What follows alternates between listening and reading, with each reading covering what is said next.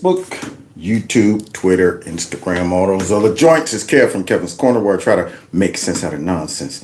And it is about that time to get busy. So first things first, let me know you can hear me.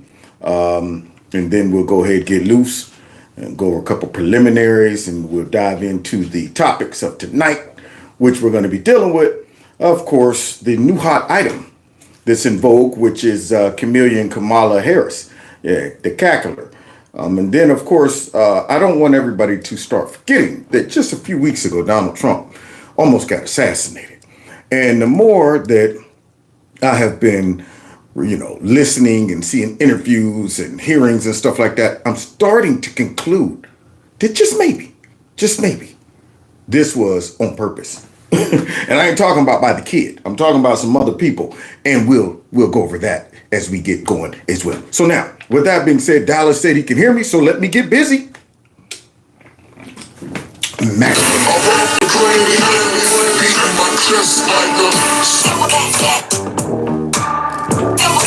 Real gorilla. Real gorilla. Real gorilla. Gorillas in here, gorillas in here, gorillas in here, gorillas in here. Now I see Colorado? Colorado's in here. That's what I'm talking about. People in here from all over the world, all over the United States. And I appreciate you guys when you check in. Let you know I do have a corner store, Kevin's Corner Store. And also this number right here, 330-974-4607. You text MAGA to that number. I'll be able to let you know just in case something happens to me and I disappear or whatever. All right. Missouri's in the house. All right. Now that's what I'm talking about. All right. Now, with that being said, we get what the? Oh, okay. We doubled up on that. Okay. That's the corner store right there. I don't know how that got in there. Now, let's get into tonight's show. Starting off with Jesse Waters, who's taking us back so we don't forget. See, the media would love us to forget how funky Kamala Harris is. They're trying to give her a makeover. That's right. Somebody then gave her a gift certificate to some type of spa and said, go there to it's called the media. It's called the media makeover. They sent her to the media makeover spa to try to, make her come out looking like Cinderella or somebody. And we want to remember how she really looks. See, it's kind of like this one lady. I hope she never watches my show because she's going to be mad if she ever hears me make fun of her like this. But she grew up and, her name was Antoinette, and she was kind of nerdy and giddy. And, she was a cute girl, but something about her personality, we just couldn't get with her. It was just kind of like, oh, that's just Antoinette. That's just Antoinette. Well, she got older, she blossomed, she moved away, and she came back with this new alias. She was no longer Antoinette. She was Tony Teague. That's right, Tony Teague. You think I called her that? I was like, oh, you mean Antoinette? I'm Tony Teague. No, you're Antoinette. We know who you are. Okay, you're not no dang on Tony Teague. I don't care what you try to do to make yourself look different, sound different. We still know who you really are. You're Antoinette. So with her, we know this is the cackler, but they're trying to make her out to be something else. And Jesse Waters is about to remind us, okay, of what she really is and where she really came from. So let's get into it. In Washington, D.C., the words President Kamala Harris used to be an inside joke. Last year, party kingmakers tried peeling her off the ticket. The headlines were everywhere. Democrats shouldn't ditch Joe Biden. They should replace Kamala Harris. The case for Biden to drop Kamala Harris. For the country's sake, Vice President Harris should step aside. The Kamala coup was in full swing. Her whole staff had quit, and they were leaking she was a soul-destroying boss and a bully. Now remember, this was coming from Democrats. See, the same Democrats that was praising Joe Biden and turned on him. At that time, they were turning on her and praising Joe Biden until his brain broke and beyond repair. And then all of a sudden, they are trying to make her out to be the savior. So, yeah, I remember that. We thought we were going to lose her. During that time. Biden wasn't the problem. Kamala was. Ooh. High-level Democrats had to rally around an 82-year-old Joe Biden because they feared the nomination of Kamala Harris. Yeah. Joe Biden was fighting Father Time because he was concerned Kamala wouldn't be able to beat Trump. Alas, Kamala survived her coup, and Joe didn't. Yep. So the cackler somehow just hung in there long enough until Joe just could put it out. And then it's like, well, I'm here. I mean, if you need somebody, I can go in. Yeah, that's just it. Is there anybody else? No? Okay, well, we do have somebody. What? Okay, what, Joe, what are you doing? Did you just go public and say you're endorsing the cackler? That's what happened. See, so the cackler just waited it out until Joe went down, and of course, she managed to dodge her coup, and the coup ended up landing on Joe Biden. Joe had the last laugh. Investigative journalist Cy Hirsch says Obama dangled the 25th Amendment over Biden's head to get him to step down. I knew it. Now, Jesse says he can't confirm this, but my gut tells me that's what happened. Now, there could have been a whole bunch of different dangling going on when it comes down to a Democrat like Joe Biden. That man probably had tons and tons of tentacles of evil and bad history that they could have dangled over his head. They could have easily probably said, now what about all of these offshore accounts? What about all of this stuff? They probably could have dangled a lot over his head, but the simple route would be the 25th Amendment, which after seeing his performance during that debate, people would be going, yeah. And honestly, I think they might either be waiting right now and trying to launch a last minute October surprise by putting Kamala in under the 25th Amendment, or just simply hoping Joe decides, I can't go no more, I'm down, and just completely quits and allow her to come in as the incumbent. So we're still waiting to see what happens there. But either way, it's not going to help her. It's not going to help her. So yeah, Joe ended up getting a hammer. And then on the way out, he said, take this with you, since y'all going to talk about the 25th Amendment. Now, Jesse says he can't confirm this, but my gut tells me it's true. Now, Fox hasn't confirmed that, but sources close to the Biden family say Joe gave Barack one big FU. If I'm out, then I am endorsing Kamala, is what Biden said. That's great. So Biden ain't never done nothing right, except for flipped them the bird on the way out. So he went ahead, made that announcement about her, and you already know what that did. All of the social justice warriors, all of the folks that the Democrat Party has been conditioning to respond to identity politics immediately turn their attention to the cackler. Like, yeah, we about to get us a black woman. If they would have skipped over the cackler, it would have been over.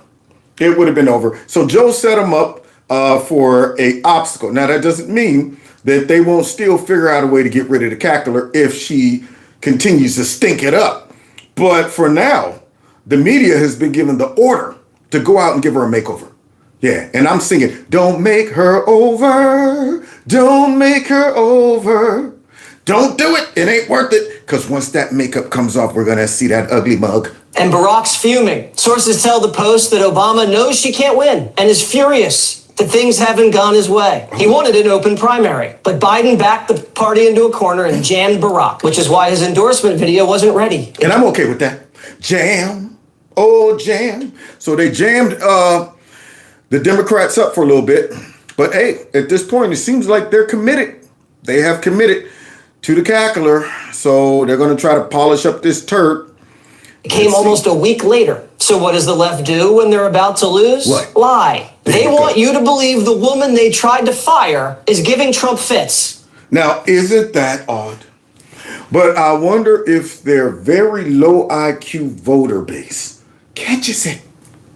Yeah, the most likely none of them were paying attention to the cackler. They were all focused on Joe.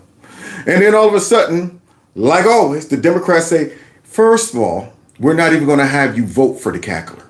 All right. The same cackler that we was trying to hide, we're going to stick her in your face and say, now you need to support her.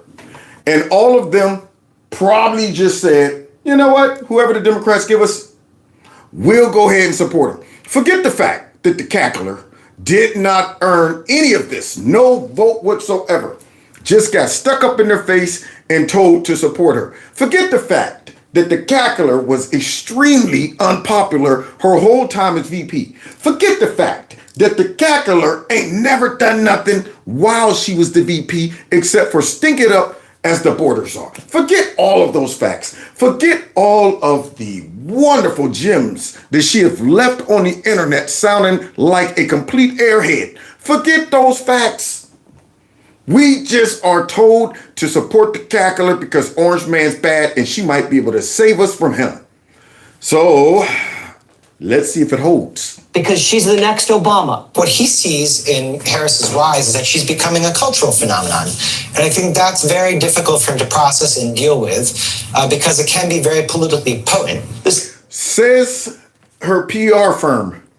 They're just saying it. See, it's a psych op. You start telling, people like, oh, everybody's doing it. I mean, you ain't heard about it? Oh man, it's this new thing, man. Oh, if you don't know about it, you ain't hip. That right there plays on people's psyche. When you try to pump something up, they're giving her free advertisement. They should be registering or something, man, for campaign donations. As much as they give her free PR, just straight up promoting her and pretending all they're doing is just reporting the news. They're able to sit back in the news station and look at the cultural movement. Look at it, it's building. I simply have to report on what I'm witnessing. Versus I have to create something and then pretend that I'm simply witnessing it. See, they're working backwards. They're the ones laying the groundwork in the perception that she's a cultural phenomenon. And then they're pretending to report on it as if they just discovered it. Yeah. Because they're fake news. Let's continue, though. The celebrity president with a mugshot and an ear pierced by an assassin's bullet isn't the cultural phenomenon. Now, that's a cultural phenomenon. I mean, I would love to see the cackler walk into the UFC or any arena and be met with the type of overwhelming cheers and response as Trump. I mean, Trump is the most famous president of my lifetime. Everybody knows Trump. And as much as they try to pretend people hate him, wherever he shows up, mysteriously, people just go crazy. They love him. They love him. And the fake news can't live without him because their ratings would tank too. Can't deny him. Why would you want to? You need him. So even though they try to pretend Trump's not popular and his rallies are packed, that he's scared of Kamala, with her small little, rallies and stuff like that. Oh, by the way, y'all, we're about to show y'all. She threw a party. It was a pander party down in Atlanta. And that was a large crowd. They came out for, the celebrities, but not really the cackler. Not really the cackler. But the cackler threw the party. And so the people came out for the party. And I got a feeling the party didn't go quite like she wanted it. We'll be talking about that in a minute. But outside of her bringing in famous people, rappers, singers, stuff like that, she's not drawing those crowds. So now they're trying to pretend that everybody's on board with the cackler. No, they're not. In the race, it's Kamala, the pantsuit messiah. Democrats say she's potentially Obama on steroids. And New York Magazine says, welcome to Camelot. There's an actual Kennedy in the race, and they're giving Kamala the Camelot cover story. They're not giving her any negative covers. They're not showing her on the cover with Willie Brown. They're not doing that. See, all the negative, covers that, they had Trump on, all of that stuff. Remember the one that I think it was the time where the little girl that they swore up and down was being separated and ripped from their parents, from their mother. Yeah, they had Trump standing there looking down at her like he was like, so what? I don't care if your mom's gone. You shouldn't have came across the border in the first place. Come to find out, it was a lie. It was a cheap fake. They don't have any covers of her like that. I don't understand. See, they're going to go ahead and put her on there and prop her up, make her look like she's riding in on a float or something in a parade. But all of the times they put Trump on covers, many times, I'm not saying all, but many times it was negative. Now she has a lot of negative stuff that they could highlight, but for what? Because the Democrats have gotten their orders, so they're not going to do that. All these companies, all of these magazines, all of these networks, with the exception of Fox and alternative conservative networks, have gotten their orders to give her a makeover. They're using the same special effects on Kamala that they used to disguise Biden, and they're calling it momentum. But in brand new polls, Trump's beating her in Arizona, Pennsylvania, Michigan, Wisconsin, Nevada, Georgia. I think she needs those. I think she needs those to win, y'all. Now, do you think these states right here are going to swap out Trump for the cackler? You think just her coming in and they're saying, look, guys, we're energized now because we got Chameleon and she's not Trump. So now you guys can feel comfortable voting for Trump. Now, most folks, in my opinion, I think that if they were sold on Trump and over Biden, they're not going to suddenly say, well, I'm going to abandon Trump simply because the person who served under Biden and did nothing and was less popular than he was has now been thrown up in our face as the front runner. I think most folks who already said, I think I'm rolling with Trump would say, do I want this chick right here to continue with Biden's policies and also most likely become even more progressive with that? So now, bye-bye, Pennsylvania. Yeah, all of your hard-working coal mining jobs gone. Bye-bye. Wisconsin, Georgia, all of that. These states hopefully got enough common sense to say, I'm not going to swap out one puppet for another just because y'all dressed her up. So we'll see. I know she better not come up in Ohio talking about... I would go to one of her rallies just to give her the business. Boo! So let's continue. Here we go. So is Kamala Harris making anyone change their votes? Good question. Black men said no. Oh, let's check out the How brothers. many of you know a black man who has expressed to you that they're committed to voting for Donald Trump? I'm one. Has the emergence of Kamala Harris changed that for those voters? No. Just like I said, nope. I'm not going to be swayed by the Democrats dangling what they are labeling as a black woman in our face and trying to guilt us into voting for a black woman. Now, contrary to popular belief, there are a lot of black people out there that are able to see this mojo. They're able to see this voodoo that they're trying to lay on the black population by saying, hey, first of all, she's now cool and hip. Y'all gotta like her. Secondly, if you don't like her, you still gotta vote for her because she's a black woman. Okay. And thirdly, let's go ahead and appeal to your urban side. You like rap music, you like, chicken. And you know what? When we talk to them, make sure that we use a lot of blackness in our tone and our accents and stuff like that. A lot of black people are seeing through it. The pandering, which you're about to see some in real time in a second. But she's got to have the ladies on her side, right? Wait, what Miranda about the Devine ladies? in the New York Post says this: she has achieved nothing on merit. Oh, now this is a scathing post right here. She haven't achieved nothing on merit. Okay, where are you going with this? Every plum job has been handed to her by a powerful man. Oh, so she ain't broke no glass ceiling. Those men simply removed it based on whatever attribute she had that motivated them. Who knows? I mean, I'm sure Willie Brown helped her shatter that ceiling because of her brains. There you go. So what else about her? She's a man's woman. Every woman knows the type and instinctively does not trust her. If the woman has any type of common sense. Yeah, most women with some common sense and integrity should be able to see right through her and say, man, this chick, man, is willing to do whatever she has to do to get to the top. So, yeah, boy, this woman right here is laying it down on her, Miranda. Everything about her drips with insincerity. Bingo. That's the biggest problem. She seems so fake, so insincere. She's the chameleon. Yeah, man, she'll change just like that. And if people can't see it, they're blind.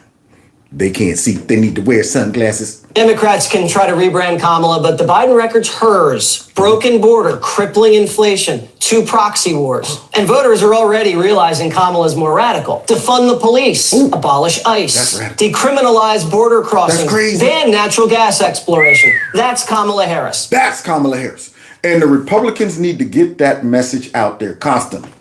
Oh, you think she's just cool and hip because she's black and she's a woman? Well, what about these things?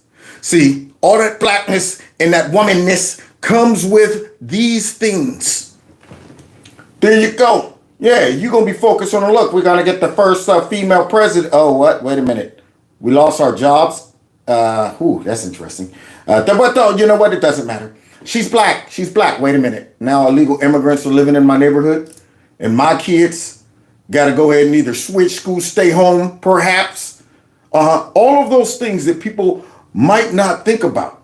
It's a package deal, y'all. It's a package deal. So for those that are able to be swayed based on the shiny things, the glitter, the bells and the whistles and identity politics, the message needs to get out there that, hey, stop for a second, take a breath, and realize what she's connected to, what she's done, what has she said in the past. How can you conclude that she would be good for you if you don't know anything about her except for she's black and she's a woman? But there are superficial voters out there that will vote based on just that. And that's why I wish they would all oversleep on voting day. There you go.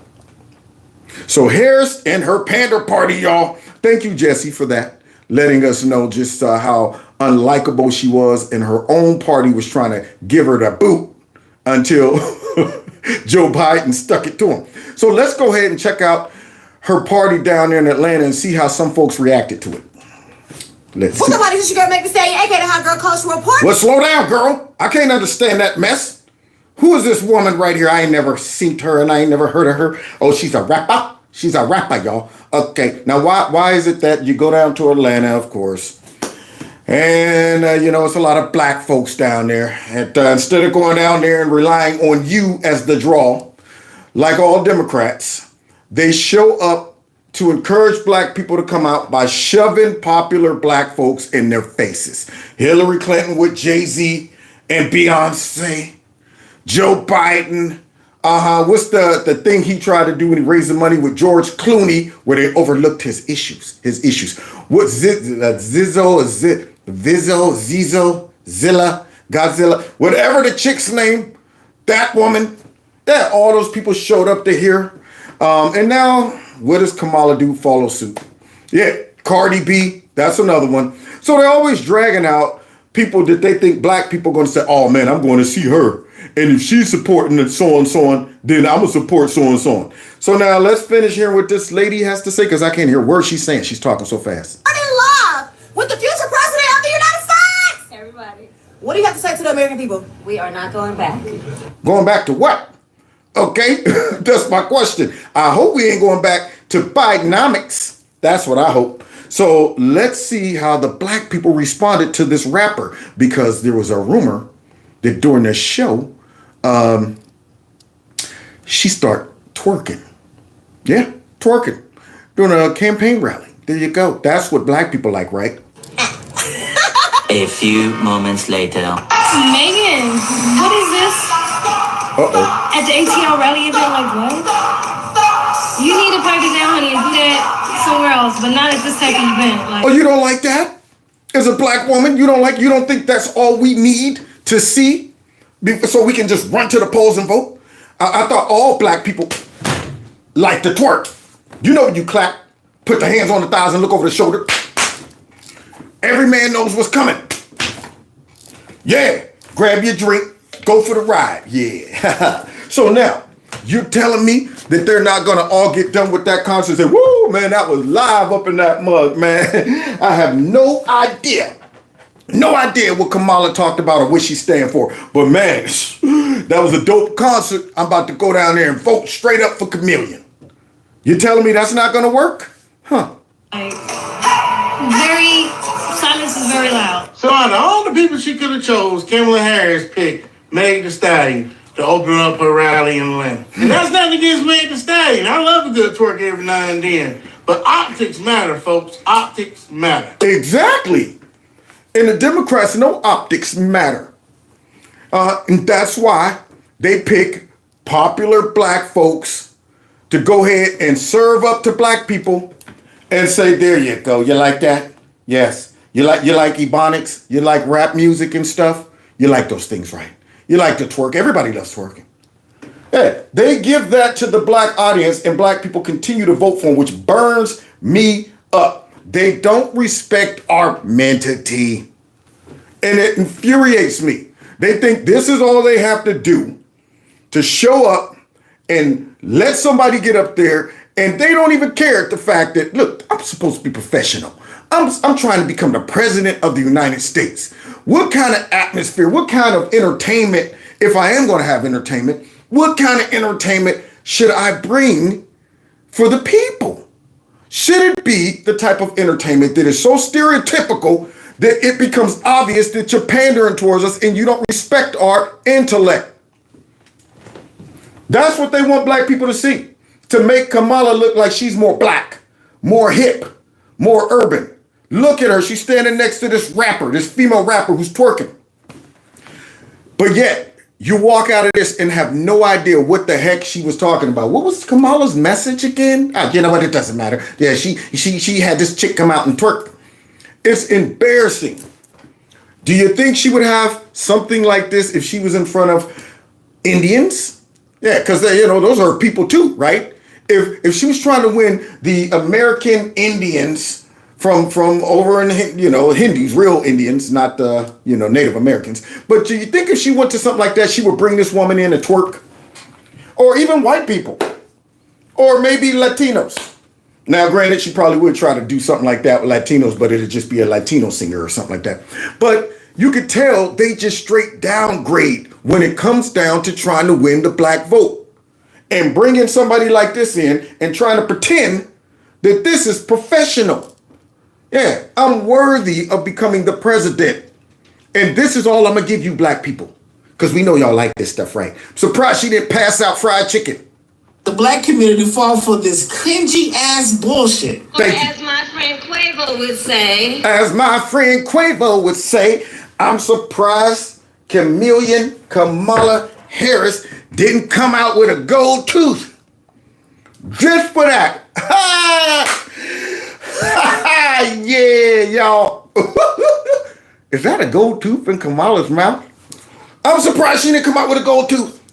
So here she is, as my friend Quavo would say. Same thing like her listening to Snoop Dogg and Tupac. Yeah, she was hip. She knew all about them before they ever came out. Did you know that? Before they ever came out, she was smoking weed, listening to Pac and Snoop Dogg. You know how she do it. You know how she do it, right? He does not walk it like he talks it. And look at that. See, don't encourage that by going crazy in the background.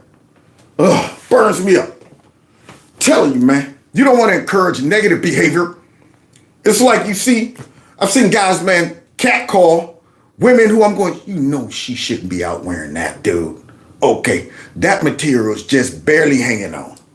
She built like a full-blown beach ball, and she got on spandex. And you up there like, dang, I see you. Now, that's making her say it's working. We don't want that. We should be going, you should wear something that complements your physique. There you go. Don't encourage that. They're out there going, yay! And she thinks it's working. Look at the black people that are responding. And I'm talking jive. I'm talking jive to them. They like that. Name me a time in black culture history you heard someone say, even after the song Walk It Like He Talk It came out, say, man, he ain't walking it like he talk it. Nobody says that, bro. No. Yeah, but she don't know that because she's pretending to be urban. Yeah, she's playing the role of a sister, just like all of the Democrats do, based on the audience that they're speaking to. Joe Biden in that black church before he got kicked out of the office, up there talking about, and I don't feel no ways tired. Come too far from where Hillary Clinton, I don't feel no ways tired. Alexandria Cortez, I don't see nothing wrong with being a bartender. And folks don't see this. Every time they show up in front of a black audience, their whole accent changes. It's miraculous. It's miraculous. Boy, I tell you, she's a chameleon. Nobody. Then on top of that, she has this weird accent. Where is this weird accent coming from? Because this is how you normally talk. Your vote is your power. So please make sure your voice is heard this November. Listen for that. And your vote is your power. So please remember. What's up with that? She goes from that to register. And you all helped us win in 2020, and we're going to gonna do it again in 2024. We gonna do it again in 2024, y'all understand? Y'all feel me? You feel me? Boy, she's the worst. So fake. Good grief. One thing I can appreciate about Donald Trump is he talks to every audience the same. I don't have to feel like he's belittling me and pandering towards me. When I see him talk to white folks, he sounds the same. Black folks, women, men, you name it. He talks the same. One thing you can say about him is he is who he is. This chick, nobody knows what or who she is. By the way, thank you. Thank you, Mark. Appreciate that. Really, I do. Let's continue hearing her at her pander party. She threw one down in Atlanta. But y'all notice how she talked when she was on that LGBTQ set versus how she was talking when she had her rally in Atlanta, Georgia today. Kamala, you are not Southern. You have no Southern draw. You're not from any part of any Southern state. You have no ties to the South whatsoever. So why are you talking like that? Because she's pandering towards y'all. Because she's a panderer at your door. Yeah. And she's pandering like she's never done before. She's a panderer. She's a panderer. A panderer. Oh, she's the kind of woman. She's a panderer, that's why. If my memory serves me right, ain't she from California? Mama's Indian, daddy's Indian and Jamaican. So where's the black culture Southern draw coming from? From her PR firm. All right, now let's go over it again. You don't want to pronounce your words, okay, with proper syllables. You want to go ahead and kind of, round them off and say, like, for show. Not for sure. It's for show. Let's try it again. Okay, for sure. No, that's the King's English. For show. Now, slow it down. That's it. Show. There you go. Now, put it all together. And then she comes out and lays that crap out in front of black audiences, and they go, "Yay!" Like I told y'all before this woman had any rallies. I told y'all this weeks ago. Y'all fall for that. I eat fried chicken, and I eat watermelon, and I listen to rap music. Bullshit if y'all want to. Yeah, because Kamala Harris right now is wearing blackface. She's not real.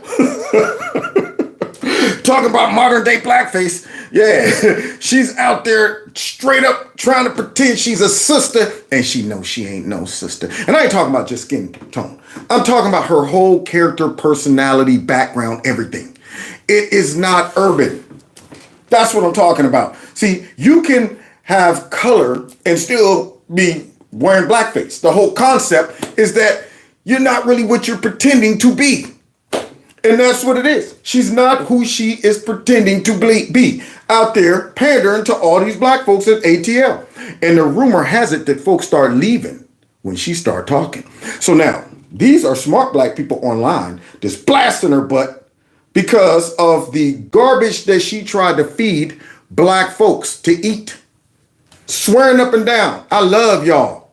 Now, I'm going to feed y'all some pig feet and some chitlins and we was thinking we could have some steak and stuff. No, that's for my donors.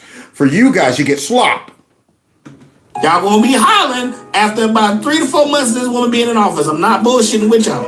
All skin folk and kin folk, and she ain't even skin folk. She Indian, Asian. Yo, so I watched, the rally that Kamala Harris put together in Atlanta, and that was embarrassing. You have Megan Thee Stallion on stage twerking, and it goes to show you that that's the best that she could do. That goes to show you what she thinks of us. Mm-hmm. She thinks that's what we want to see. And I just hate to see it. And it was just a clown show. It was a circus. Right, you know what I'm saying? It's like, what, out of all the musicians, all the things you could put together, you chose Megan Thee Stallion to twerk on stage. There you go. She didn't pick Barry Manilow? No? Okay. Nah. She didn't pick that guy? No? All right. Just straight, let me find one of the most ratchet performers for these black folks. I mean, you could have picked other black, Lionel Richie, somebody that ain't gonna get out there and drop down getting their eagle on. Anybody to keep it lightweight, professional. But she went to the extreme because in her mind, That's what black folks will respond to. They like that. And Democrats constantly always go to the extreme. That's why we say they're extremists. Yeah, they're radical. They always take it too far. So let's not just get a black performer that folks will still say this person have not compromised the atmosphere. It blends in to what we're doing here. This is a presidential campaign here. Yeah, not some hip hop party where you folks is dropping down and getting their egos on. So find a happy medium, but not them. They think more is better all the time. That's why they blew it with the impeachments. They blew it with the indictments because they always stack it. They always like, you know what? We got to go more. We got to go bigger, bigger. Yeah, because that's what the people would like to hear. That's what the people would respond to. And it gets to the point where you go, see, now it's disgusting. Now it looks like you guys don't have any social awareness. You're not able to read the crowd. So her perception of what black people like and will respond to is that chick that was out there twerking. Couldn't bring Stevie Wonder, perhaps? You know, I might have went and saw Stevie and then left right after. It was just ridiculous. If y'all don't vote this year, I completely understand why. Yeah, don't vote. All those people there that thought that was cool and was talking about somebody said Lionel Richie hasn't been black since the Commodores. You're right about that, though. Well, my friends, the time has come. But he was showing up black with the Commodores, that big afro. Yeah, man. But this brother right here, he got a point. He said, you know what? If y'all don't vote, that's cool. I hate to say it. I don't want to encourage people to not exercise their voting rights. But I'm just saying. If you're struggling and you don't want to vote for Trump and you also don't like the cackler, it's okay. It's okay to just sleep in. Just sleep in. I know that sounds bad, but yeah, that was ridiculous. And that's the same thing Biden did. I remember when he got Cardi B, he interviewed her, and it's just like, what are you interviewing Cardi B for? Once again, it goes to show you they try to appeal to us by hip hop and stuff like that. Like, that's what all of us want to see. Like, no. And you would think black people would get tired of it and catch it. How many times can you keep doing this and the folks fall for it? At some point, they don't say, you know what? You're always giving us, these type of performers. Maybe we like some other groups. Perhaps. Can we get a little bit of Bon Jovi? Living on a prayer. Take my hand. We'll make it, I swear. Oh, living on a prayer. Living on a prayer. We can't get none of that. All we get is rappers and twerkers and stuff like that. Maybe we want some dream on, dream on. None of that. Unbelievable. Never switch it up. They just stick to the script. It doesn't stand for all of us. What do you think, Corey? So Kamala Harris brought her fake Southern accent having ass to Atlanta yesterday. And she got up on that stage. Before she got up on that stage, she came out to Quavo and Megan Thee Stallion got up on that presidential rally stage and started twerking in her blue Democratic outfit, which was a small skirt with a crop top. I'm highly disappointed in the city of Atlanta. Well, this didn't go quite like she thought it would go. Her pander party seemed to be backfiring. So now you got black folks that are upset and embarrassed because this is a reflection, I guess, of black people. All of the other races of Americans, they're going, so this is how the black people relate to politics. This is how they get their messages. These are the things that motivate them to vote. This is their expectation. This is all they require. Maybe we should be concerned about these people voting. If all they require is rappers showing up and tweaking and twerking and all of that mess, and then they go out and vote. It's embarrassing. I don't want us as brothers to be known to just be so influenced by this kind of garbage. Democrats, man. I can't stand them. I really can't stand them. And when I talk to black people to be like, man, I can't believe you vote for Trump. At least I know what I'm voting for. You don't know what the heck you're voting for. You're voting for somebody getting up there and just telling you, I'm black, I'm a woman, and hey, look at this person, they're twerking. Look, this is hip hop music. You like that? Now go vote for me. I'm highly disappointed in the city of Atlanta. She came here, she's from California, but she came here with a fake Southern accent. Look at the way that she was talking, trying to get our attention. Well, maybe she's from Southern California. Who knows? Maybe, because it never snows here. You're trying to get our vote, and the crowd goes crazy. Like Quavo says, they walk it like I talk it. And the crowd went wild. Are y'all serious, black people? Is this all we're worth in Atlanta? Are y'all serious? She comes putting on this fake accent. She's an Indian from California with a white mother. She's never lived in the South. She's married to a Caucasian man. Where did this accent come from? This entire... Well, it came from her think tank. That's where it came from. Just like Hillary Clinton's accent came from there. And Joe Biden tried it. And all of these other fake behind Democrats using identity politics and manipulation to sway their voters, to try to seem relatable, to try to connect. Yeah, probably setting some think tank. How can you appeal to black people? Well, yeah, you know what? I think if we pretend to be more urban and we give them some of the more famous black people that they seem to like, then maybe perhaps that they sit around and they think of these things and they say, this right here might work. And the sad part is for many of those people, it did work. That's the bad part about that. More than less probably walked away going, that was live. Man, we're going to have us the coolest president ever if she wins. See, and that's the sad part about it. They're not going to be listening to the black folks like this who see it for what it is. Yeah, they're going to walk away thinking, man, Kamala, man, she threw a live little get up right there. And I'm going, You just got pimped out, brother or sister. Speech was a cringe. It was hard to watch. Like my bones were aching while watching this speech. This wasn't even a speech. This was a circus, a clown show. Come on, y'all. We got to do better than this, Atlanta. Yes, we do. And somebody needs to send these clips to Kamala Chameleon. You want to know how some black people saw your pander party? They saw right through it. Like me. And I'm here to help others see through this type of pandering. Man.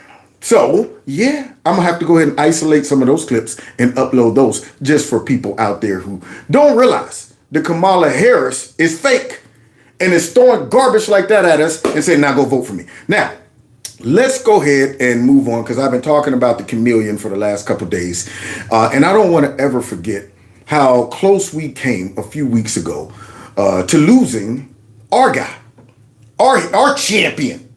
See, they tried to take our champion out before the game, and I don't like it. And yet, the people that are responsible for keeping our champion alive are coming out here feeding us more slop. But they're not dealing with liberals. They're not dealing with Democrats. They're dealing with folks with common sense, folks with intelligence, folks that have been observing the way that these institutions and organizations have been co-opted and been used and weaponized against Donald Trump for years. So, of course, we're going to have our antennas up. Of course, we're not going to let this go. I don't know about you, but I'm like a pit bull on a bone. I'm like one of them dogs where they have the rope and it grabs the rope and it's be hanging by the rope and the owner be trying to get it off. I'm not going to leave this alone until we get to the bottom of it, which they are doing their best to scave us off. They're doing their best to be like, look, man, look, we're looking into it. We're still trying to gather information and I'm not buying it. And I'm going to tell you why. So now they got a new director of the Secret Service because Cheetos, whoever, she tapped out. They had her bent up in the Bob Backlund chicken wing. And then before she let them break it, she said, that's it. Some others will let you just break it. You know, some people that should have been gone in Biden's administration, they get up there and they get abused and they just say, you're going to have to break it. You're going to have to choke me to sleep. I'm not resigning. I'm not stepping down. But maybe she decided, I don't want this to escalate because they just destroyed me. And now they're talking about some charges and stuff. I might want to just slide out quietly. So now some other brave soul done stepped up and showed up there in the Senate. And boy, Let the games begin. So let's go ahead and get an introduction by, once again, Jesse Waters, going over some details that is making me conclude that perhaps something nefarious took place. Yeah. Soon as it happened, my first gut was like, they tried to kill Trump. They tried to set him up.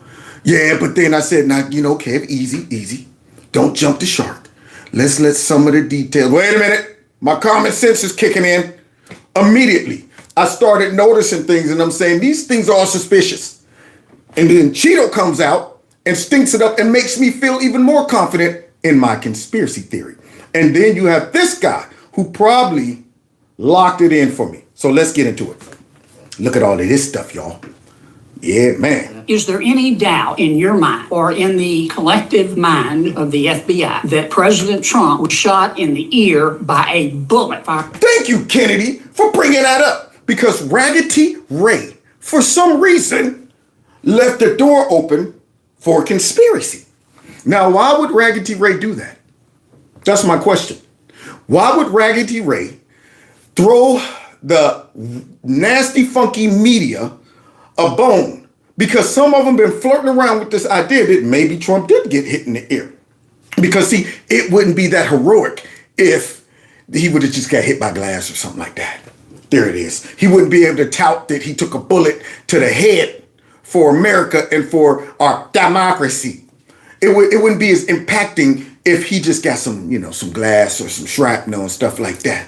They would love to downplay the impact of what happened and his response. And it seems that Raggedy Ray, for some reason, threw them a little bone by saying, we're still investigating that. And I'm saying, are you kidding me? Why would you say something like that? Why, if you wanted to, you could have easily called the president, heard what happened, I apologize about what happened, we're looking into it, we're investigating it. What did the doctor say about your ear? Well, the doctor said, I was blessed, it was a miracle, the bullet hit me in my ear. He could have easily found out if Trump was really hitting the ear. But for some reason, he played like, it was kind of open. It's kind of open. We're still looking into it. And Kennedy shuts this down. Thank you, Kennedy. I'm going to get that gnat. One of them. Been killing a couple of them. Now that one is flying around. He's going to get it. He's going to get it. So now Kennedy goes ahead and he shuts it down. Fired by the assassin crooks. Senator, there's absolutely no doubt in the FBI's mind whether former President Trump was hit with a bullet and wounded in the ear. No doubt, there never has been. Okay. I've been good. Let's get that out the way. Let's get that out the way for Joey Reid and the rest of them. Part of this investigation since the very beginning, and that has never been raised. A Secret Service counter sniper is predicting another assassination attempt before November. Okay. Now see, this is what scares me. See, this is what makes me feel like we just need to call up a couple hardcore Trump supporters, some MAGA men, to just go ahead and say, President, we'd like to volunteer to protect your life. Because I don't trust the Secret Service at this point. It's sad to say that I'm concerned about those guys in that institution. It's sad to say that, but I don't even trust them. It was the FBI, the CIA, all of that. And now I'm going to see, because they're all being controlled by the Biden administration. The Democrats got the control of these organizations and institutions right now. And no telling what they're willing to do to take Trump out. Even if it ain't proactive, it could be kind of passive. Meaning, let's make it hard on Trump. Why would we give him extra folks? Why would we give him all of the resources he needs? He's Trump. Let's make him sweat it. Let's make it difficult for him to function. We're not going to try to help this dude get into office. We're going to do everything we can to make him, struggle or make him miserable or even perhaps put him in danger.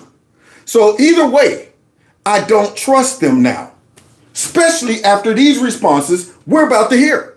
Now, the reason my conclusion is that I think somebody had something to do with this is because of all of the things we're about to hear. When something have too many elements of incompetency, there's no way you can conclude that, wait a minute, based on the perception and expectation of professionalism of this organization, equal to the incompetency and the level of multiple things that were left out, went wrong, It seems too perfect. It seems too convenient. It seems like all of these elements had to happen to come together for this to occur. And when you see something like that to just look too perfectly laid out, and it all is just falling on, well, somebody didn't do their job. It was incompetency. Maybe one person, maybe one of those elements, but when 10 things all come together like this, you're going, that's not incompetency. You guys are known to be too professional for that to happen. I'm not a Secret Service agent, but I know that like 5 of those things I would have thought of and took care of. So now the level of incompetency makes me say, that's too dumb. See, that's why I've concluded that somebody has something to do with this, because these things that we're about to hear are too dumb. See, when you get to the point where you're going, wait a minute, everybody in your organization must be dumb if y'all didn't think of these things. So you're not dumb. That means something else is going on. It's like the border. It's too dumb. All of these things allowing these people to come in, all coming together perfectly to allow them to just scoop right on in. And yet they get on TV. We are fighting to make sure that the border is secure, and we are putting things in place, and we are, and I'm going, It's too broke. It's too many elements that's contributing to this. So now I have to say it's not incompetency. It's malicious. So listen to all of this stuff right here. In an email obtained by Real Clear Politics, a Secret Service agent with 20 years experience on the counter sniper team is announcing he's going to blow the whistle until all of his supervisors are fired. The counter sniper says his mission is to prevent another JFK-style assassination. And the only reason that hasn't happened is because they've gotten lucky. Yeah. And so what that means is somebody needs to increase the protection for President Trump. Do you think these people have come this far to stop? You think they're like, oh, well, we tried once. They're not able to recognize God's hand on Trump. They don't respect that. I'm looking at what happened to Trump as a full-blown miracle that man is alive. That was divine intervention. If I were just them, if I had any morality or consciousness of God, I go, whoa. So we had a dead shot on him, and somehow this man moves, and we just hit his ear? Maybe we should leave this dude alone. Maybe God's involved with this. Maybe God is trying to tell us something. But no, not these folks. They're going, he was lucky, so maybe we should try it again. So hopefully they won't, but we have to plan as if they will. For the simple fact, I told y'all before, I don't believe there is anything they won't try. Look at all the stuff they have done leading up to President Trump getting shot. That if you weren't, watching this, you would never believe. You would never be going, wait a minute, this is in America. Hold on, what? They impeached the president how many times? Twice. For what? That don't sound like America. That they're willing to go that far? What? They indicted the president 4 times? What kind of, you sure? I mean, I just went away to another planet for like a couple of years. And I come back and you telling me all this happened? You wouldn't believe it.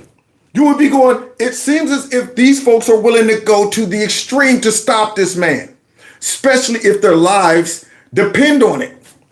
So I wouldn't put it past what this man is saying. And I'm assuming Trump is preparing accordingly based on what this guy's saying. So that's just one thing. That's just what this dude's saying. So listen to all of these other elements that lead to me coming to my conclusion. He says Secret Service leadership is corrupt and states clearly, quote, we all should expect another assassination attempt to happen before November. We've exposed our inability to protect our leaders due to our leadership. After this email went public, it was wiped off the Secret Service servers. I bet it was. There's a massive cover-up underway, and it spilled over into Congress. After Cheadle resigned in disgrace, her number 2 got promoted and testified today that the Secret Service screwed up, but the local police, it was really all their fault. Now see, when you start off with that, my spidey senses start tingling. My tinfoil hats start to ringing. I'm sitting here going, now wait a minute. Aren't y'all responsible for keeping the president safe? When you come in and your entrance is, all right, now look, things didn't go the way we normally would have them go, but it wasn't all our fault. Now I'm going, go on.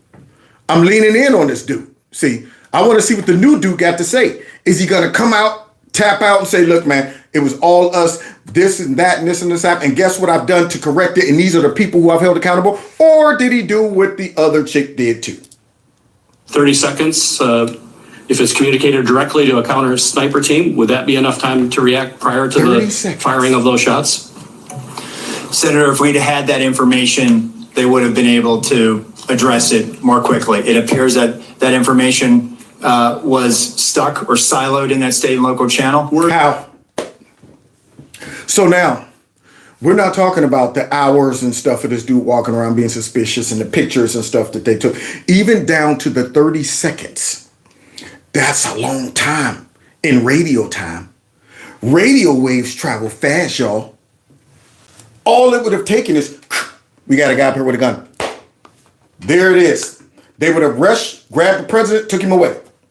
But for some reason, somebody who, for whatever reason, they won't let us know who that somebody is, didn't ensure that the locals were on the same frequency as the Secret Service.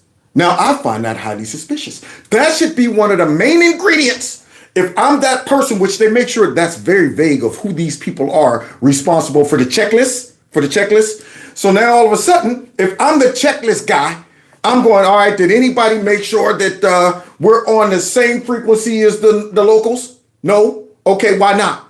Let's get that taken care of before the president gets out there. So that's one thing. Somebody flubbed up in that area. They weren't on the same frequency. Now, isn't that odd? Sounds like they ignored that tidbit of information on purpose. We don't need to talk to them. So now these guys are going, it's a guy with a gun, but it ain't getting through to the Secret Service. Interesting. That's one thing. Antennas up. Were explicit instructions provided to cover the roof of the AGR building and locals just not follow it, or were those explicit instructions not provided? It's my understanding what was communicated is that the locals had a plan and that they had been there before. The locals had a plan and they had been there before. That's my understanding of it, huh? So wait, let me get this straight.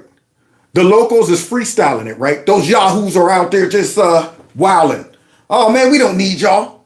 Look, man, we handle it, okay? Don't tell us what to do. All right, now listen.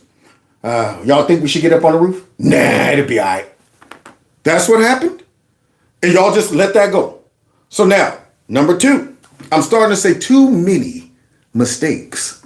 Too many things that you're telling me, and I'm saying, I don't think you guys, as the premier protection agency, would let that fly. I don't think your guy who's responsible for telling them what to do would take that answer. You guys, can we get one of you guys to go up on the roof? Hey, look, don't bother us. We'll handle it. We've been doing this for a long time. We might put somebody up there, we might not. Okay, I'll just leave it up to you guys. I'm going back over here if you need me. Oh, don't try radioing me because we're not on the same frequency either. You see, these are two things that I'm going, too incompetent. What else? Are looking at this and they should have been on that roof, and the fact that they were in the building is something that I'm still trying to understand. Oh, okay, so wait, let me get this straight now. Once again, this is leadership, so I don't trust them. So that they were supposed to be, they should have been on that roof, because he can't say they shouldn't have been. Everybody knows, that was the first thing everybody said. Why wasn't somebody on the roof? So he has to confess that. But they shouldn't have been on, they should have been on the roof, but why they were in that building, I don't know, and that's something I'm still trying to understand. How long did it take you to understand that? It's been, I think, like 19 days. That should be the number one question that comes out of your mouth if you're really trying to get to the answer of that. Why wasn't somebody on that roof? Well, they told us not to. Who? All you got to do is follow that trail right there. Who told you not to get on the roof? Oh, okay, then I'll go see him. And if that person says, well, this is what happened, I go, let me find out who told you to do this until I get to the bottom of it. So if somebody should have been on the roof, but they weren't, and you're able to recognize that, then it should be simple to find out why they weren't. But you're saying, after like 19 days, I'm still trying to find that out. How long? It shouldn't take you that long, man. Who's stonewalling you? So now I'm starting to think it was nefarious. So now nobody was on the roof, and he just said they were in the building. Was that true? The Secret Service set the perimeter, established communications, didn't fly a drone, didn't put a counter sniper on the roof, and never even showed up to brief the locals. You see all of those elements of incompetency? Now, do you think those are all kawinky things? You think the stars and the moon just lined up for all of these flaws to take place? People who practice this all the time, do this all the time. All of a sudden, all of them had a brain fart at once. Oh, Frank, did you put somebody on the roof? No. Hey, Tom, did you get comms connected? Oh, I forgot to do that. What? Who's responsible for the drone? No drone. You see, all of these things, these conditions had to be perfect. But not only perfect, the shooter had to also be there too. On the day that all of them decided to just have a brain fart, that's the day that somebody decides to come and try to assassinate the president. All coincidence, right? And we still got to get to the bottom of it. The local SWAT commander said Secret Service never told them to man that roof. The accusation that somehow we were told that to be on the roof line, for instance, and that it was too hot. It's ridiculous. Our snipers are prepared to operate in Western Pennsylvania from anywhere from 10 degrees below zero to 90 degrees. They were prepared to be wherever they were told by Secret Service then. And Secret Service didn't tell anybody to get on that roof. So now the new director is lying.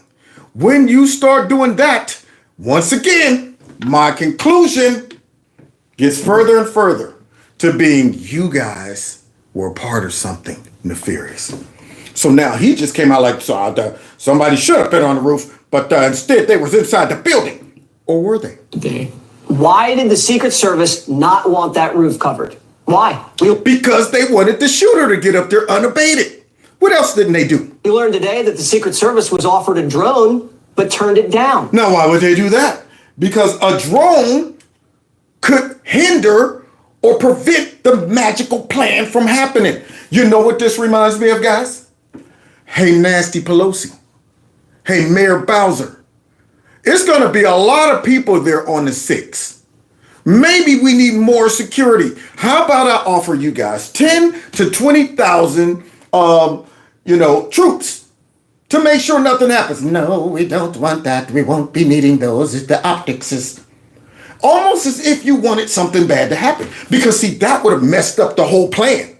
You went ahead, Ray Epps out there talking about, we're going and running up there with those folks. You wouldn't have had that because they would have had troops up there to stop it. So now you got them saying, well, we'll give you a drone. No, we don't need that. What? Who's the person who turned down the drone? See, these are questions that don't take 19 days to get to. If you know as a professional, here's all our checklists. These are the things that we all need to know is in place before we even let the president step out there. All you have to do is point out the things that failed and then go find the people who's responsible for those things. And it shouldn't take 19 days. So now we don't have a drone, even though the drone was offered.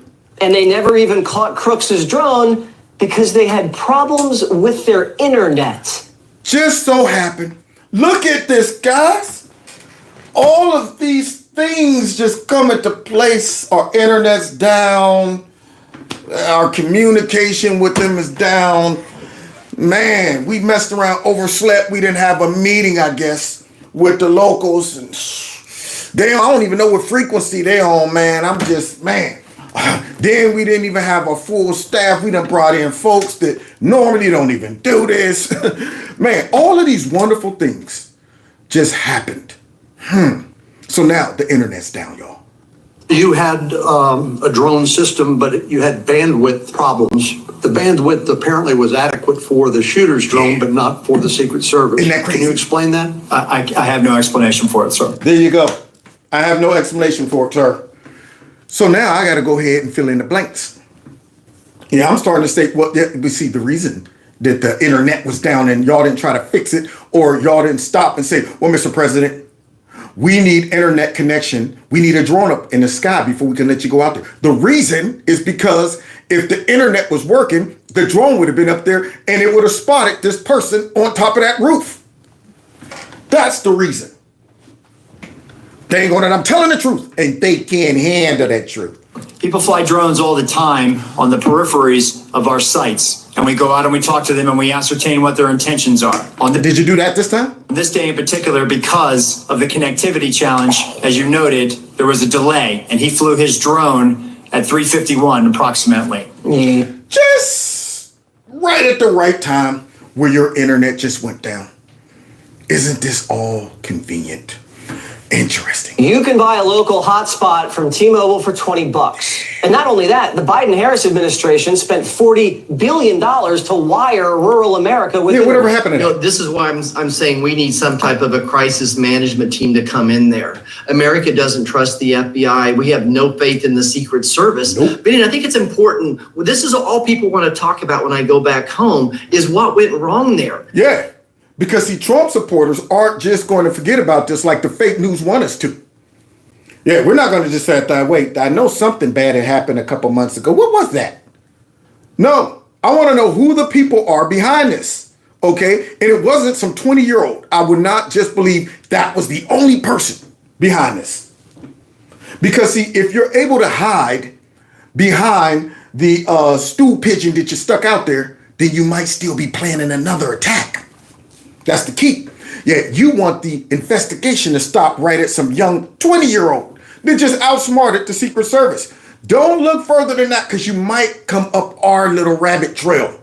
So we don't want to get too deep. We want to be vague in answering questions. We want to pretend we're still looking into it. These are all questions. That's what I want. I'm trying to get to the bottom of it. And I think we are getting to the bottom of it because you're not making sense. When you're telling me, I don't know why that didn't happen and that we didn't have a hot spot. Too many dumb mistakes. Yeah, so you don't seem satisfied with the testimony that you heard yesterday from the FBI or the Secret Service? Not at all. Again, there were certainly individual failures, but the bigger concern is the systemic failures that we saw. So a couple questions I asked, I didn't get solid questions. And how does the Secret Service determine the perimeter, that this a security perimeter? Good question. There were 10 buildings within 500 yards of President Trump with a direct line of sight. I'm not a security expert, but you would think that all 10 of those buildings would be inside the security perimeter. Yeah. None of them were. None of them? None of them were? See, when common, regular folks start saying, that's something I would have done. Now, you cannot rely on, we just had a mistake or there was a bad day or we're incompetent. Nope, not buying it. These are things I'm saying, man, you could have picked someone in a crowd that would have been like, maybe we should block off these views and maybe put people on it. So now, instead of being able to find out who was responsible for all of these things, listen to how they hide themselves by blending in like a herd. We're just going to blend into the herd so that you can't find out who the real leader, who the decision makers are. Yeah, everything becomes just one big group kumbaya effort. No one actually is accountable. We're all accountable. Listen to this. When I asked the administrator, how do you determine who gets more Secret Service agents on a different day? Yeah, we all just... And basically the answers to all this was, well, we form a committee, we pray about it, and we think about it, we talk about it. So that really... It's funny, but it's true. Because I saw that guy do that. When they start asking him, who's responsible for that? Who made that decision? Oh, that's hard to say because it's a group effort. There's a committee of us. Since when? Since when? So what you're telling me now, which makes my spidey senses start to tingle, is that you can't really hold us responsible. We'll never tell you who actually made the choice because we all made the choice. So how can you go ahead and hold us all accountable? Yeah, see, when we all agreed to allow this to happen or even perhaps coordinated this and put it together, we knew that y'all would come asking, who did that? Who's responsible for that? So we planned for that. Our contingency was, all right, when they come and ask us, who made this choice?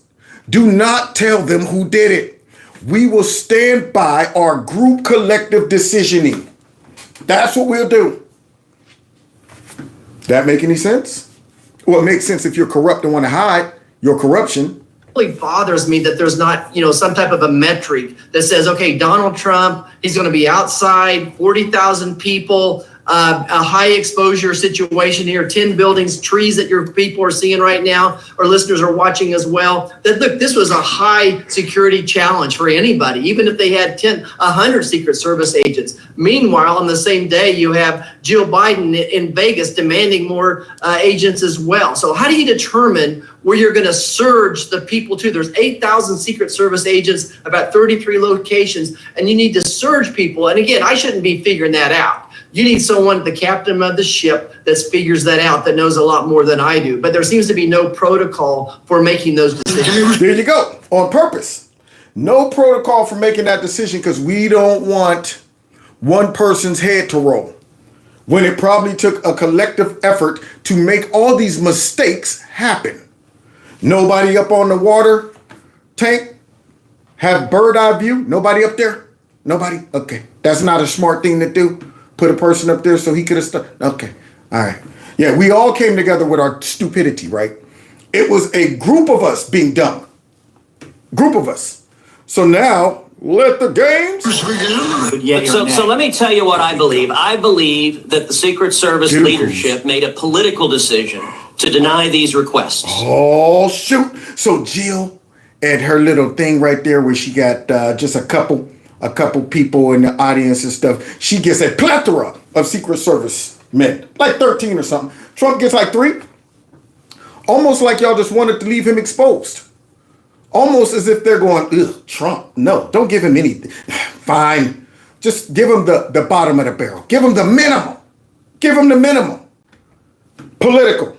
And I think the Biden administration has been suffused with partisan politics. Did the same person who denied the request for additional security to President Trump also repeatedly deny the request for security to Robert F. Kennedy Jr., whose father was murdered by an assassin and whose uncle was murdered by an assassin? Okay, so Ted Cruz struck first.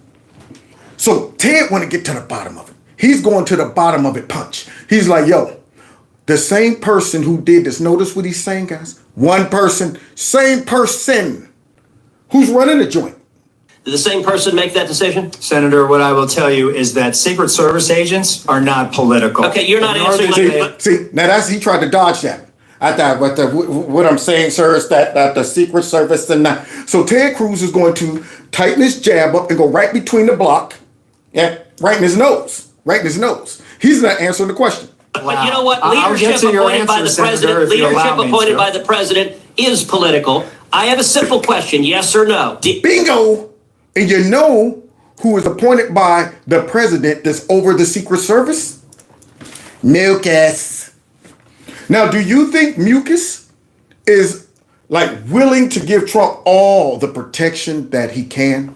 When Trump constantly gets out there and exposes Mucus incompetency or his broken border, you think Mucus is like, make sure he's protected. We want to see him get in. We want to see an even competition between him and the Democrats. My job's not at risk. If he wins, my job's not at risk. I don't have any incentive to turn down Trump and make it more difficult for Trump to be safe. I have no incentive for that. But yet he's not saying Mucus. He's just saying, there's a process we go through. What process? Did the same person deny the Trump request that also denied the RFK request? That's a yes or no question. Senator, that is not a yes or no question. Yes, it is. One, there's a process for a candidate nominee to receive protection. Does the buck stop anywhere? Does the buck stop anywhere? Bicameral bipartisan process that they will It's a bipartisan process. What for a candidate? So basically, y'all put together a committee to make that decision. All right, come on, everyone, sit down. Let's gather around. It's 10 of us in here. So based on Trump's 40,000 people and the First Lady's 85 people, who's in favor of more Secret Service going to the First Lady? Oh, well, look at that. 10 out of 10. Wow. Okay, so we'll give her 13. And are we all in agreement that Trump only gets 3? Yeah? Okay. I'm not, hey, look, even though I'm conducting the meeting, even though I'm the one who brought us all together, even though I might be the one to sign off on it, even though I might be the boss over all of y'all, for some reason, I'm hiding and blending in amongst all of you guys to make it appear that there is no leader. You get how that works? That's why I've concluded that these people were all involved. Let's continue. Beating him up, Cruz. You are not Congress. You don't have a camera. Mr. Kennedy submitted a request that was referred over to the CPAC. Okay, you're refusing to answer the question. Now, my man is sweating. He up here. They are rattling the heck out of this dude. And then we're going to end with Josh Hawley. Josh Hawley's about to get in there and go to work. He's going to hit him with the Sugar Ray Leonard. He's going to give it to him. So now watch this dude lose his cool. Thank you, Mr. Chairman. Director Rowe, could you put your first poster, your first demonstrative back up? This is the photograph, I believe, that you took, your team took of the roof, the AGR roof. Yeah, that's the one. Okay. So from this vantage point, as the law enforcement who are in those windows, as they look left, they should be able to see the shooter clearly there on the AGR second floor roof. My question is, why is there not a Secret Service counter sniper on that roof? So he's going to get it. Now look at all of these things, these problems. These are just common sense things. So now right there, look at that nice flat roof. Yeah. Why weren't there snipers up there? Senator, when we post up, our methodology is to look at things that can see in on our protectees, so that they can provide that coverage. Now see, now he gonna get knocked out. Now he gonna get knocked. He gonna get in the ring with a heavyweight, with that nasty. That's not gonna work. That sir, what we looking out and. So now Josh is going to have to hit him with a bolo. But why is there not a Secret Service counter sniper there with clear line of sight? That roof has a clear line of sight to the former president. Why didn't you put a Secret Service counter sniper there? The Secret Service's counter sniper role is to neutralize those threats that are looking in on us from where the protectee is, not necessarily. You think maybe you might want to revise that protocol in light of what happened here? It's that simple. Because apparently that didn't work. Y'all didn't think about that? Y'all didn't stop and say, well, maybe we shouldn't just focus on them looking in, but we should look out. Nothing? Y'all just assume all of this would always work every single time?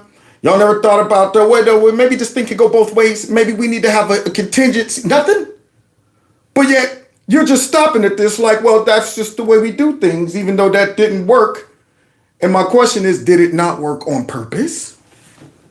Because if you'd have had somebody on that roof, then this magical situation would have never happened. They were protecting the principal, and I think the principal got shot. Understand that, sir. So do you think you might want to revise the protocol? Let me ask you this. Who is the lead site agent? Now Hawley's about to make this dude lose his form. He's in there, came in looking, okay, I'm new. I'm about to. Before Hawley's done with this dude, he's going to be in there swinging wild. He's going to revert to the windmill, swinging behind his head, about to lose all his cool. Whole game is about to get destroyed. Made the decision to leave the AGR building completely outside of the security perimeter. Who was that? Senator, I cannot give you that name. This person is operational. They're still doing investigations. They're still doing protective. Unacceptable. Why is that person who for some reason made that choice to leave that building outside the perimeter still working? That person almost got somebody killed. But yet you still got them working? These are the things that make me say, see, I think they was up to something. So you let this, because the way I see it, it's hard to fire somebody who did what you told them to do. The reason some of these folks in the Democrat Party who do some of the dumbest things that put us in situations where we are in danger, vulnerable, all this, reason they're never fired is because they're doing what they were told to do. That's why Mucus is not fired. How can you fire that man when you wanted him to open up that border? See, that's why whoever this guy is who made that choice, can you imagine if he made that choice because of the higher up saying, look, to make this happen, we got to leave this building outside of the perimeter, okay? Okay, I copy that. Now you go to him afterwards. Well, the guy missed. And the heat's going to come down on us, so we're going to have to let you go. Throw you under the bus. What? Are you kidding me? No, man, I'm going to continue working. That's what's going to happen. So now this guy got to explain why this dude is still out here on the job after making the biggest mistake of his career. Duty. Senator, they have not I know been their relieved name, of by the duty. way. Why have they not been relieved of duty? They are still cooperating, not only being interviewed by the FBI, but also by our Office of Professional Responsibility. By you guys interviewing yourselves. See, how long does it take to ask that person, hey, Jim, why did you leave this outside of the perimeter? That takes about, see how long it took? There you go. One quick question, if you know the person, do that person got to go through 15 other people? Well, that's a good question. I don't know the answer to that either because it was a group of us that made the decision. No, he knows who the person is. The person should have an answer. And if the person says, I don't know, then you got to ask them, well, if you don't know, who knows? But this guy, he's not going through these steps on purpose. And we will let the facts of the mission assurance and any further investigations play out. Isn't the fact that a former president was shot, that a good American is dead, that other Americans were critically wounded, isn't that enough mission failure for you to say that the person who decided that that building should not be in the security perimeter probably ought to be stepped down? Senator, I think you're using the word decided, and I think we need to allow the investigation play out to include. Who did make the decision then? If it wasn't the lead site agent, who made the decision not to put that in the security perimeter? Senator, you're zeroing in on one particular agent. I want to find out exactly what was the. Yeah, you don't want nobody to find out the nitty gritty. You don't want nobody to get to the nitty gritty because y'all don't want to be held accountable. You don't want one person who, if y'all drop all of that on them, might just roll over. Y'all would hate to have to unexist another person involved in this. Because they might just get mad and say, oh, so I'm the one that got to take the fall? I'm the one? Well, what about you or all of us that got together in our meeting and said, now, you know, for this all to happen, these things need to all be in place. We all got to make these mistakes together. They all have to line up perfectly to allow this young boy to outsmart us. And we got to pretend that he was able to do it. See, we got to make it seem like, boy, I mean, we would have never let this happen except for A, B, C, D, E, F, G all happened to just go wrong at once. That's why he's not going and throwing this guy under the bus. Entire decision process. So I think, I want to be neutral and make sure that we get to the bottom of it and interview everybody in order to determine if there was more than one person who perhaps exercised bad judgment. Now, why do you have so many people involved in the decision making? I mean, everybody knows when it comes down to the military or any institution like this where you're responsible for folks' lives, you got a point person, you got a coordinator, you got somebody who makes the final call. You don't tell me that, all right, guys, look, we got hostages in there, the hostage negotiator is on the scene, but he wants to get your feedback. So what do you throw everybody together? What do you think we should do? Should we breach? What y'all think I should say? That doesn't even make any sense. These guys are mission oriented. These folks follow orders. But you're trying to tell me that these major decisions were made by just a group of folks out there on the scene. We're not talking about in the office, sitting back going, all right, next week we got a rally. We're talking about on location. Somebody got there and drew up the circle and left a little square piece of pizza missing. And it just so happened that's the building that the young man climbed up on to take the shot. And you're telling me that this is all coinky dink. Well, sure. My question is, why don't you relieve everybody of duty who made bad judgment? So yeah, you're right. I am zeroing in on somebody. I'm trying to find somebody who's accountable. And so you're telling me that the person who made the decision not to include this in the perimeter has not been relieved of duty. What about the person who's in charge of the interoperability of radio frequencies between local law enforcement and Secret Service? Has that person been relieved of duty? No, Senator, because interoperability is a challenge, is a greater challenge than just one person. On that day. What is he talking about? See, this is what I'm talking about. See now, I got to go all conspiracy on him. I gotta go conspiracy theory. So now another excuse? How about that? There's no one person that is responsible for the radio communication. Are you kidding me? You're telling me a whole group of them go to the local police? Why is it 8 of you guys standing in front of us to talk to us about this? Well, we all can't. We all gotta agree. When we come to talk to you about the radio communications. Well, it could have just been one guy. Like, who's the main guy? Y'all could have just sent the main guy to talk. No. It's all 8 of us. We all have to come to you and talk to you because no one is in command. Does that make sense? So now, the guy who's responsible for going through the checklist, you're trying to tell me that there wasn't one person who was able to go, all right, look, man, do we have comms? What channel are you guys? Oh, we're having channel communication difficulties. How about this? Stop everything. That's what should have happened. See, I'm thinking like, somebody with common sense. If that's one of the most important things, communications, that's what gives you the advantage at war, or in this case, in protection. You're able to communicate with everybody. But one of the key pieces were missing and y'all move forward without it. Don't worry, I think we'll be fine. The day that y'all decided we'll be fine without communication with the locals just happened to be the day that the assassin showed up.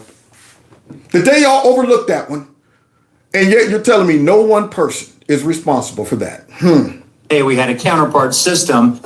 It failed As the person who made the decision to send Donald Trump on the stage, knowing that you had a security situation, has that person been relieved of duty? No, sir, they haven't. As the person who decided not to pull the former president off of stage when you knew that, in your words, the locals were working a serious security situation, has that person been relieved? Oh, God. Hawley's wearing him out. He's tenderizing his ribs. Now this guy's being tested. Let's see if he keeps it together and remains calm under pressure. Relieved of duty. No, sir. Again, I refer you back to my original answer that we are investigating this through a mission assurance, and as opposed to zeroing in on one. What more do you need to investigate to know exactly what the What more do you need to investigate to know that there were critical enough failures that some individuals ought to be held accountable? Hawley keeps hitting him with the jab. He's jabbing him. He's jabbing him. He's not able to block nothing in the rapid fire. Bing, bing. Yeah, to the point where he's going to get mad and start swinging wild. What more do you need to know? What I need to know is exactly what happened, and I need my investigators to do their job. And I cannot. A lot of people didn't do their cannot jobs. put my thumb on the scale. Otherwise, what do you mean put your thumb on the scale? You're asking me, Senator, to completely make a rush to judgment about somebody failing. I acknowledge this was a failure of. Is it not prima facie that somebody has failed? A former president was shot. Sir, this could have been our Texas school book depository. Oh shoot! Now he done lost his form. He's out there right now swinging. Swinging wild. Hawley done got in his head, got him all rattled. He's sweating and everything. Yeah, pressure's up, and I'm loving it. I'm loving it. Exposing this cat. So even the second person comes in and feeding us doo-doo and telling us this chocolate. I don't want to focus on one person and this and that. How many people do you have that can make decisions? That's all it comes down to. And if you don't, unless you tell me every single person on the detail have equal power and they all make decisions, not just one, and they all got to be approved by every one of them, then that means someone is the final say-so. So that means all you got to do is go to that person. And you're saying, I don't want to haste the judgment. I don't want to be too... And I'm saying, you got to be kidding me. Now it seems like you're dragging it out on purpose. I have lost sleep over that for the last 17 days, Then just like you have. somebody And to I will hold tell them you, accountable. Senator, I will tell you, Senator, that I will not rush to judgment, that people will be held accountable. And I will. I'll rush to judgment because of the way you're responding to all of this mess. Don't want to give names. Can't give rational reasons why common sense stuff was overlooked and didn't happen. Yeah, sounds like you're playing games with us, man. And Hawley feels the same way. That's why he's about to knock you out. I will do so with integrity. Oh, you better kick and that not face out your rush to voice. judgment and put people I can't believe unfairly that you are persecuted. unfairly persecuted. Unfairly, We've got people sir. who are We dead. have to be able to have a proper investigation into this, Senator. You said earlier that you've got to make sure that your protocols are followed, and unless there's a protocol violation, people wouldn't be disciplined. I would just say to you, I don't really care that much about your protocols. I think if your protocols don't provide for the fact that when a former president is shot, when an American is killed, when other rally goers, innocent people who just showed up on the day, when they are shot at and critically wounded, if that isn't a protocol violation prima facie, you should revise your protocols. Oh, I got to step in and give him an 8 count. All right, you okay, son? Okay, 5, 6, 7. You good? Can you continue? Can you continue after that? So I guess he wants to continue. Here we go. Senator, I think this is where you and I agree. This was a failure, and we will get to the bottom of it. Well, I hope you're going to do something about it. Let me ask you something else. Oh, Hawley's winding up with the final blow. Like Popeye, winding it up. Here we go. The Real Clear Politics reports this morning that you were directly involved in denying additional security resources and personnel, including counter snipers, not just to this event, but over the last 2 years. Not me. That President Trump's team repeatedly asked for these additional resources, and you personally were involved in denying them. Is that true? Me liking me? Because I mean, there's a guy on the staff. His name is Me. Are you talking about me, or are you talking about me? Because I mean, if you're talking about me, I wasn't involved, and I had nothing to do with that. Senator, as I stated earlier, that is not true. So you never denied any resources to former President Trump's team? No. Who did? No, sir. And you weren't involved in any of that. You were never involved in the decision making. No, sir, I was not. Let me ask you just one or two. Oh, now all of a sudden you weren't involved in that decision making. Well, who was? Mucus? That's who I want to get up there. I want them to bring in Mucus now and ask him, what's up with this? Who made these choices, Mucus? And watch him do exactly what this guy. That is an internal decision made amongst all of us. We all get together and make that decision. That's what he would do. Two other things here quickly. Well, whistleblowers tell me that, in fact, law enforcement were stationed to be on that roof. Oh. And that law enforcement abandoned their post because it was too hot. Is that accurate? Senator, I have heard that as well. Again, they posted up inside. And I think moving forward, as I said earlier, we're going to ensure that. Oh, they posted up inside. Now, who told them to go inside? That should be your next question. Then not to mention that Benny Johnson reported that 2 snipers, one sniper got sent home for some reason, leaving 2. Then one of the 2 snipers gets a call saying, go check on the mysterious strange kid walking around. He goes out and the door locks behind him and his key fob won't work. And right when the key fob wouldn't work, somebody told the other and final sniper that had the bird's eye view for that roof, hey, you can leave your nest and go downstairs to let the other sniper back in, leaving the rooftop unguarded. Now, who's the person who said, wait, you're telling me the guy's key fob won't work? Now, I wonder who shut that down. Who messed that up? Who turned his key fob off? That's my question. Why didn't it work? And then why would you let the final and last sniper leave his nest to go let the other dude in, knowing it's a huge warehouse and it would take quite a while to walk all the way down there just to open up the door? And while they're doing that, the shooter is firing rounds at the president. Almost as if they say, you know what, you're clear. Go ahead. This is it. We've occupied them. So now when they talk about there was 2 snipers in the window, those snipers were preoccupied by circumstances, just like all the other mysterious circumstances that came together to make this all happen. Like a perfect storm. Perfect storm. Interesting. State and local counter snipers are on roofs. But do you know if someone was supposed to be on the roof? Do you know if someone was in fact? That's what the whistleblower tells me. That may or may not be accurate. Do you know that to be the fact? Was somebody posted to the roof, local law enforcement or whomever? I do not know that to be a fact. You don't know that to be a fact. Watch what Hawley asked him. See, this is what I mean by I think they're up to something. This is a common sense response to this. Watch what he asked him. Fact. Well, can I ask you why you don't know that? Thank you. makes him look so incompetent? Just that one question. I'm fascinated that this man said, I don't know the answer to that. I'm still trying to find that out. Why don't you know the answer to that? It's been how many days? That should be the number one question. Number one question. Is it that many people who make that decision? Are you still hunting them down?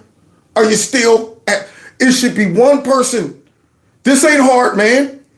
I mean, I could see if it's like 5 minutes ago. How many days? And you could have just went to one person and said, hey man, did you tell them they didn't have to be on the roof? Well, yeah, I didn't think it was necessary. Why not? Well, it was hot up there. Dude, you're done. You're relieved of duty. Go home. Go home. That's what should have happened. That's what should have happened. But this guy, 17 days later or whatever, he still don't know the answer to that. That's what I'm still trying to find out. Again, Senator, we are looking at this and they should have been on that roof. And the fact that they were in the building is something that I'm still trying to. And the fact that they weren't in the building, looking out on the other building because they were pulled away for stupid stuff, makes it even more suspicious. Huh. To understand. I just want to express my frustration, Director, that 17 days or whatever it's been, that whistleblowers are telling us more than you are, and you don't know, you haven't ascertained if there was supposed to be. Just like common people are knowing what to do more than the Secret Service. See, when things start looking this strange, this incompetent, now all of a sudden I'm going, nah, this wasn't no mistake. Wasn't no mistake.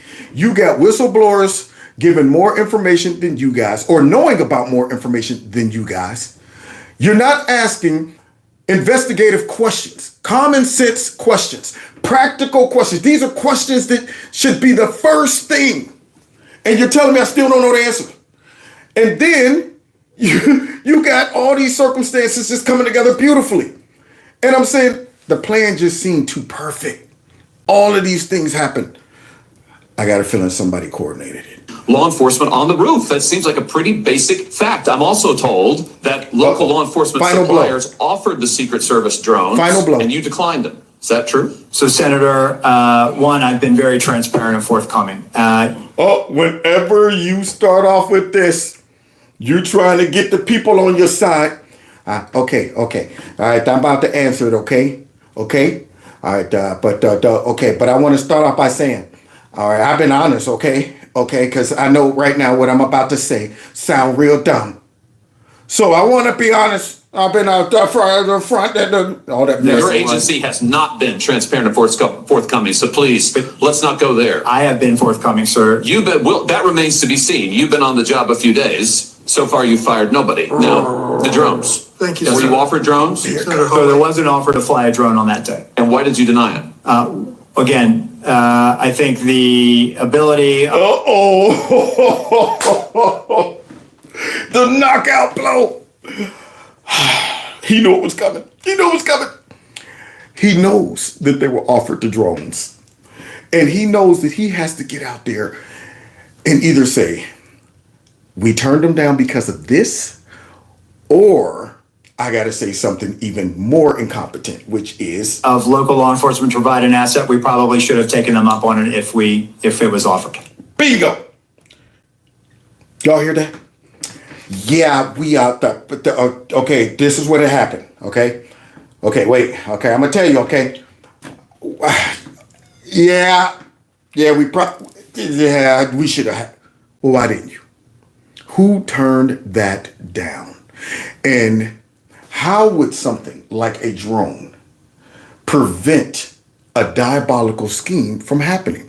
You would have to find a reason to turn down overview. That's the only way this all works. So now all of these beautiful things happen. Hey, you guys don't have a drone? You can use one of ours. Now we're good. You guys don't have snipers on the roof? I mean, you could put 2 up on the roof. That's too hot up there. Well, where do you want them? I put them inside the building. They're in the building. They get called away. You guys, your comms aren't working. Maybe we should hold the president for a little bit. Until we can get on the same frequency. Now we're good. Let's let him go out. Wow, y'all left this building out and all of this, and these clear shots right to the president. Now you know what? No need to secure that area over there. All of these flub-ups, and they want us to think that we're still looking into this. It's too dumb. You should be furious if you are a director because it looks that dumb. You should be going, man, what am I doing? Running a romper room? How many things y'all messed up to make this happen? Because if you were serious, you would be thinking somebody coordinated this. Because we're not that dumb. Or are we? On purpose. And that's my conclusion, ladies and gents. So there you have it. I think that it was all a part of a nefarious plan. And unfortunately, I don't know if the president is out of danger or not. And I pray that people around him have considered these things and are looking into ways to make sure they sew up any type of gaps. I mean, he needs to hire somebody who he knows is on his side to oversee what they're doing. Check their work. When they're flubbing up like that, you need to have somebody that's like, man, I've been involved in 20 years. I'm retired, but Trump brought me on as a consultant. Since y'all don't have one key person that makes choices and overlooks things, I'll be doing that now. Secret Service, Dan Bongino will be good. Thank you. Somebody like that, man, because I don't trust these people, and I definitely don't trust them to go ahead and look into themselves and investigate themselves. Something is going on. So God bless y'all. God bless America. That's my conclusion. They forced me. They forced me into this conclusion because of all of that deception I'm hearing. All of these stupid responses, So now they forced me. Now I'm a conspiracy theorist. They made me. They made me into a conspiracy theorist. Yep, that's my conclusion. So anyway, I just said the magic word. God bless y'all. And look who walked in. Soon as I said it. Come here, Gizmo. Come here. By the way, Gizmo, I'm trying to set him up for an appointment to get his hair cut. Yep. He's got bangs again. He's rocking a visor. So we got to get the visor taken down. So after a while, he's going to be going, can you tie this up in a ponytail up top so I can see? Yeah, we love you. Anyway, so God bless y'all. Thanks for hanging out with me tonight. I didn't put my ending at the end where the music and stuff is at. So then, we'll do that tomorrow. Okay. All right. But just let you know, I rock the planet, beat my chest like a silverback. All right. We'll see y'all tomorrow. Same time, same place. Don't forget to hit the like button on the way out. Share my videos. Follow me on all the other social media platforms. And if you want to donate to the channel, feel free. Donate all you want. Okay. All right. Links are below the video. And check out Kevin's Corner Store. All right. We'll see y'all tomorrow. God bless.